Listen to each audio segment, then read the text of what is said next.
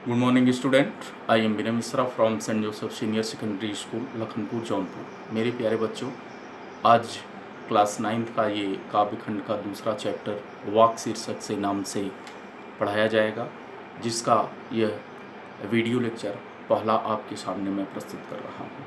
जिस तरीके से हिंदी के उत्तर भारत में मीरादास, कबीरदास, तुलसीदास, रसखान भक्तकालीन धारा के प्रसिद्ध कवि रहे हैं और उन लोगों ने अपने दोहा, सोरठा, छंद, चौपाई, सवैया के रूप में हमें साहित्य पढ़ने का जो अवसर दिया, ठीक उसी तरीके से कश्मीर में जन्मी ललित जी 13वीं शताब्दी में अनन्य भक्तकालीन धारा की कवित्री के रूप में प्रसिद्ध हुई है। वही रचना आपके सामने वाक शीर्षक के नाम से आपके लिए प्रस्तुत की जा रही है। आइए उनकी पहली रचना वाक आपके सामने मैं प्रस्तुत कर रहा हूँ, जो इस प्रकार है। रस्सी कच्चे धागे की खींच रही मैं नाव, जाने कब सुन मेरी पुकार, करें देव भव सागर पार।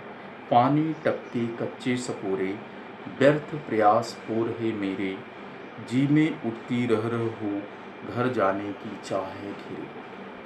कवित्री कहती है कि मैं इस संसार रूपी सागर से अपनी नाव पर बैठ करके पार होना चाहती हूँ, लेकिन उस नाव में जो रस्सी बंधी हुई है वो कच्चे धागे की है।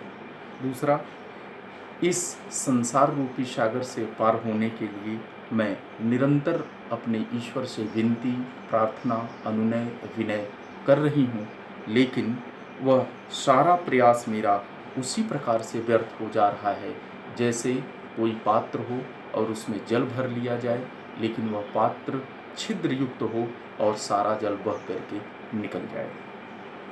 यही वेदना, यही दुख मेरे हृदय में बार बार उठती है कि मैं अपने घर कैसे वापस जा पाऊंगी। यह सांसारिक और लौकिक रूप में इसका अर्थ है, लेकिन कवित्री एक भक्त भी है। वह एकमात्र ईश्वर से अपना नाता स्थापित करने की बात करती है। यह उसकी विनती है, यह उसकी प्रार्थना है।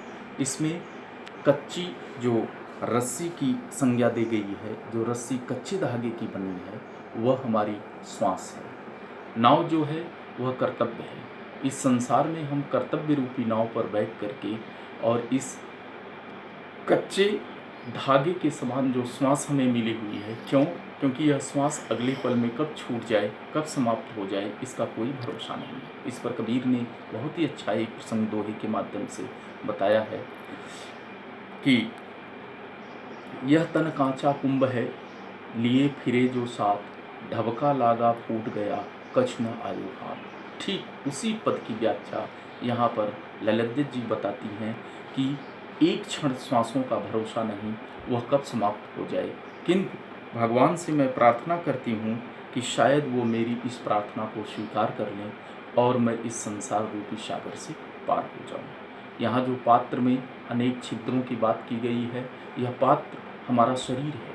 हमारा शरीर वो पात्र है जिसमें विभिन्न प्रकार के छिद्र हैं, जिसमें से काम, क्रोध, मद, लोभ, ईर्ष्या, राग, द्वेष, घमंड, ये सारी चीज़ें बूंद बूंद के रूप में गिरती रहती हैं और हमारा मन निर्मल नहीं हो पाता है। हमारे मन में यही दुख, यही वेदना प्रसारित होती रहती है कि मैं न जाने कब इस संसार रूपी सागर से पार हो पाऊंगी। इस प्रकार से इस पहले पद में कवित्री ने बड़े ही रहस्यात्मक ढंग से और बड़ी ही सीधी शब्दावली में हमें ईश्वर के उस अचिंत्य भाग से दर्शन कराती है, जिसे गूढ़ से गूढ़ सद्गुरु महापुरुष के दरबार में ही हमें ये प्राप्त होता है। धन्यवाद।